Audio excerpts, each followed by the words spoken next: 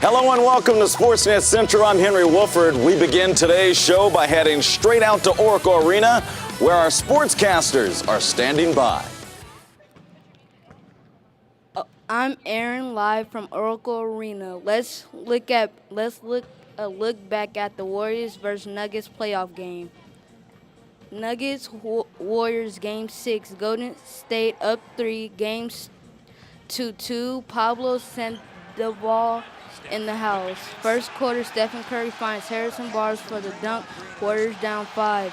David Lee checks in the game just 12 days after tearing his hip flexor. He misses the jumper, but he is still able to grab a board in the game. In the third, Stephen Curry drains the 3. Warriors up 6. Final play of the game, Dubs up 4. Ty Lawson misses the 3. Golden State wins it 92-88. They move on to face Spurs in the conference semis. That's all of us today. Thank you for watching Sportsnet Center. Tune in every night at 6 and 10:30 only on Comcast Sportsnet Bay Area. Good job, boy. Aaron.